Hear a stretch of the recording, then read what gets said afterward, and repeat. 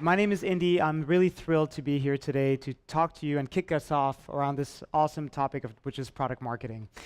So just to ground us, I figured I'd start by giving a brief definition of what as a product marketer, I think I consider product marketing, but what I've also seen across the board, and help you think about product marketing as a mindset to begin with, and help you define what metrics should look like, and how, as Ryan was saying, how to set goals for yourself so that you make sure that you can get the most out of product marketing. That sound good? Okay, so let's get started. Please raise your hand if you either have heard the statement or agree with the statement. Okay.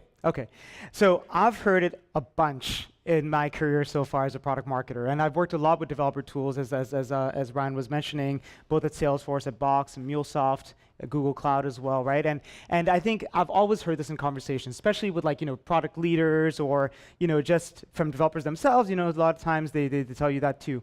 But is it really true? Do developers hate marketing? I'm not quite sure, right? If you think about the number of developers you see on the street, almost invariably they're wearing either some type of swag for a product that they have. It could be obviously a fashion brand, but most of the times it's something that's from a developer tools company, right? And sure, those t-shirts are free, they're soft, they feel good. So, it's always nice to have something like that, and that people respond to it. But I think it takes a special relationship with a company and a brand for you to wear it on your chest or slap a sticker on your laptop, right? I don't think there's any higher endorsement. I think this is something that Nike would pay for. This is something that any other consumer brand, like Clorox even. If you put a Clorox sticker on your laptop, they'd be pretty happy, I'm sure, right? So I think that begets a certain truth, is that I don't think developers hate marketing, they hate bad marketing. And who doesn't hate bad marketing, right? Robocalls, are you kidding me? Head on, apply to forehead. Head on, apply to forehead. Is that an old commercial? It might be. Really annoying though.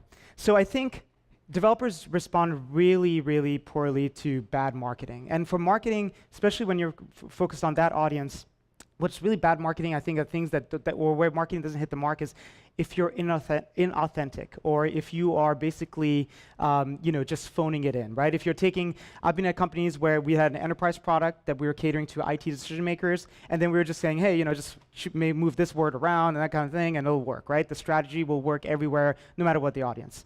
That doesn't work with developers. They will light you up if they get a sense of any sort of degree of inauthenticity in your marketing or any kind of fakeness. It's not a good look. Trust me. But so that's why marketing matters, right? Because on the other hand, if you do get them in your camp, if you do have them, wear your shirt. And I see some familiar faces in the audience here, so super stoked to see that. If you do get them to put your sticker on your laptop, there's no higher brand of endorsement, right? And even if you're in a business where you are marketing to decision makers, IT decision makers, invariably those IT decision makers, those executives will always say, hey, what should we use for this tool? What should we use for our infrastructure? And they will go to their developer.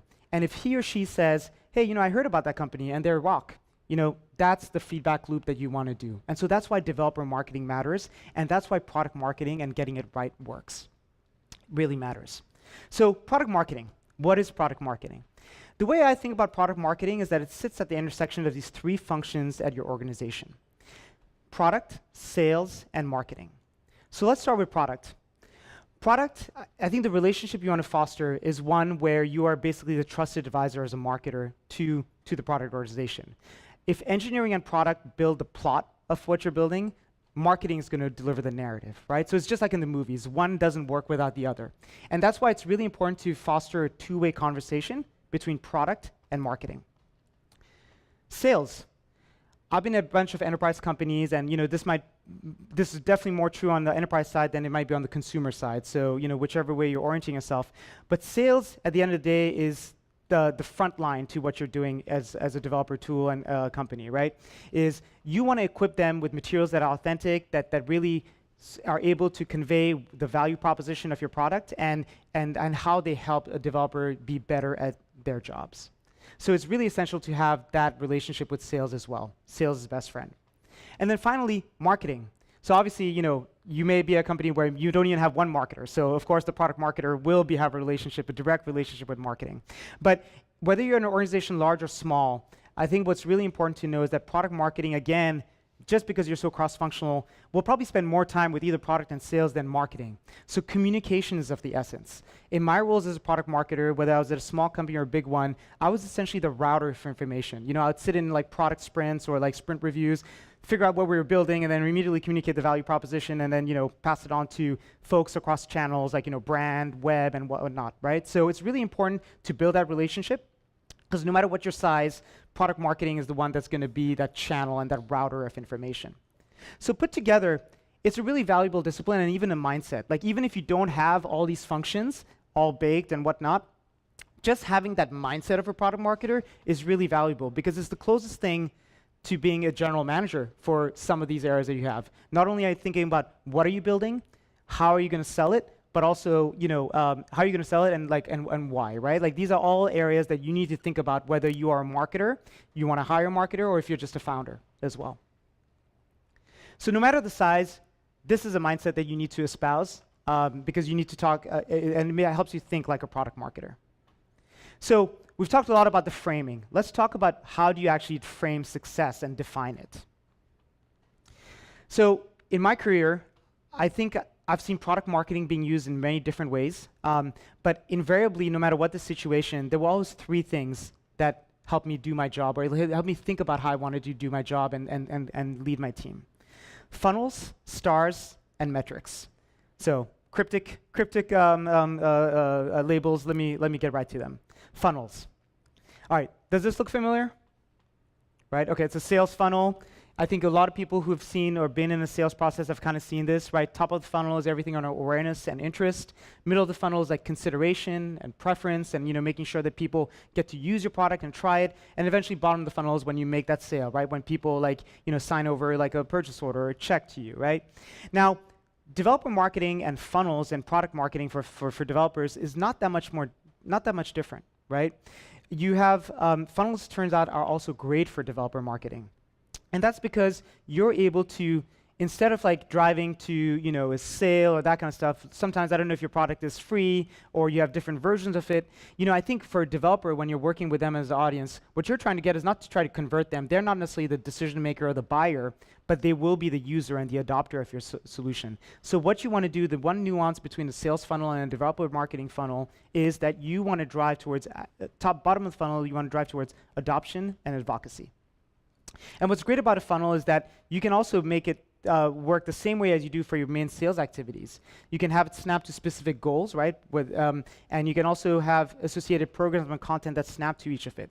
So the cool thing about funnels, and what really helped me, and what has always been helpful for me as I explain this to my stakeholders, is that you can dose it by intent, right? If you have an awareness problem, you can start with top of the level funnel activities, right? If you have more of a problem around like, or issues around like getting conversions and getting people to, you know, do hello worlds with your product and whatnot, right? Focus on the middle of the funnel. So to illustrate that, let me talk to you about what we did at Box.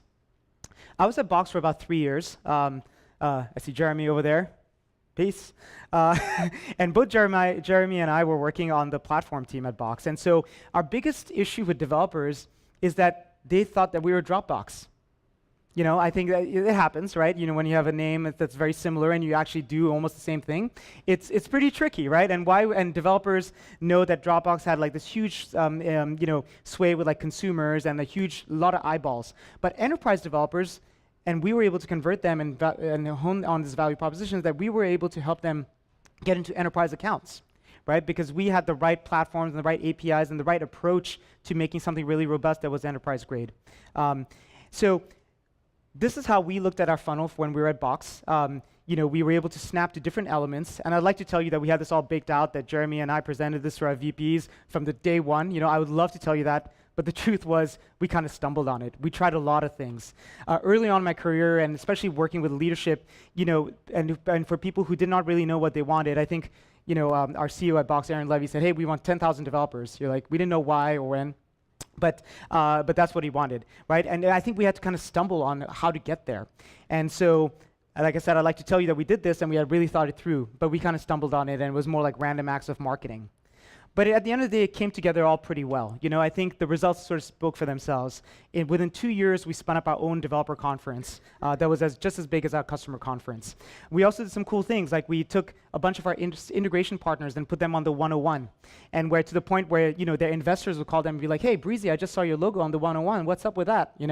And so we were really ended up finding a real intent and a sweet spot for us, which was we were the enterprise startup that helped other enterprise startups. So I would like to tell you again that we knew that that was our intent, but that was not the case. But what I'm here to tell you today is that think about your intent before you engage in marketing activities, because that will really help you move the needle and get to where you want to be super fast. And that's where stars come in, or more specifically, Sta RS. This is a framework I came across just reading a business book, and like any business book, you can sum it up in one slide, so I'll save you the read, but it's a book called The First 90 Days. It's sort of like mandatory reading in business school, but it's one of these books that tells you that, hey, at any job that you're in, it really pays off to take stock of what the situation is. Are you in a startup situation? How many of you would consider yourselves startups? Yeah, a lot of you, right? How many of you are in a sort of mode where you need to grow or maybe turn things around, realign? Yeah, a couple of you, right? So again, I'll save you, and I think maybe you'll have access to these slides, but take a look at this. I think the startups, turnaround, all these are different situations that you can prescribe specific tactics on. So let me illustrate that with what we did at MuleSoft. When I joined MuleSoft, MuleSoft had made its name on like open source and was a huge and very popular product there. But they made a pivot to enterprise, and as a result of that, they neglected their developer base. So that's where my team came in. Our mission, if you will, was to kind of turn things around. And so this diagram's a lot to process, but let me walk you through it very quickly. What we tried to do was take a holistic view of what was going on, both from a marketing programs, content, and even like a product onboarding standpoint. And we took that holistic view and said, hey, what are the areas where we need to grease the skids a little bit more, right? And some of those are marketing activities, like redoing the website, redoing the documentation. Some of them were more around product onboarding, but having marketing help steer that, and the product marketer. Remember what I said about being a GM, having a holistic view. This was a project that our team sort of led, just because we had that 360 view of everything. But it ended up being pretty positive, because by doing things like using a solution like a WalkMe to help with product onboarding, we were able to increase product engagement by about 54%. Like Hello Worlds, getting to those kind of things. And then by doing other things around revamping our documentation and revamping the website, we were also able to drive engagement and traffic on the website as well. So I just talked about metrics, right? So it does pay off to also think about metrics beforehand as well, but only after you've designed your objectives. So if I were to bring it all together, if you think about the funnel, if you think about your goals, the intent that you're trying to hit, and the metrics, I think the metrics will yield themselves automatically. I think if you have an awareness problem, obviously you want to get to website visits, trials, signups, and whatnot, right? If you're trying to get consideration, you want to goose up your daily actives, your monthly actives, those type of metrics, as well as Hello Worlds. So take a look at this. I think, again, you'll probably, I want to be conscious of time, but what's great about this system is that it tells you not only the why, but also the what and the how of your go-to-market. And again, if anything, that's the mindset that I want you to walk away with, is whether you have a product marketer or not, whether you have a marketing team or not, I think it's just good business for you to think about things in a way that's holistic like that. And then that way you know what you'll want to get out of marketing. So again, metrics for MuleSoft, very exciting stuff. When we were able to bring this framework to bear, I was sitting across our founder, our technical officer, and whatnot, and they were all saying, "Hey, this makes really sense. Now let's look at how things were performed, right?" And so we were able to move the needle across a bunch of things, both website traffic, our forum growth, and whatnot, by basically activating all of these different channels, but really being deliberate about what we were doing and why. A couple other examples. So there are hard metrics, like what I just showed, but there are also soft metrics. An illustration of this was at our user conference. We used our relationship with engineering and product to come up with these really cool activations around the conference. And we're able to move the needle and shift perception from analysts. Ray Wong is a top analyst at this firm called Constellation Research, super influential in this space. And he just kind of totally geeked out on what we did with IoT and integrations, which was MuleSoft's calling card. So again, don't think about just like hard metrics like website visits and all of those things that sometimes can be manipulated or can be goosed up artificially. You want to leave a lasting impression with the folks that you're trying to reach as well. That's what gets them to put their stick on your laptop. That's what gets them to wear your shirt. So putting it together, get into the product marketing mindset, But before you do that, think about what really matters. Think about how you want to structure things, how. Think about why you're doing what you're doing and why you're going to prioritize one project over another, stars, and how are you going to measure success. And if you do that, then I think you are really well suited for poised for success. You can negotiate success as both a founder or your marketer can negotiate success with you. To me, that's one of the most valuable things that I've learned in my time so far is having that approach is what's going to help you move the needle on what you do. And to conclude, there's no better time to do this. If you think about where the future is going, developer tools are really the building blocks. Most of the building blocks are going to be digital, and these are all things that you're trying to do. So there's no better time to be in the space. Thank you, and I'll turn it back to Ryan.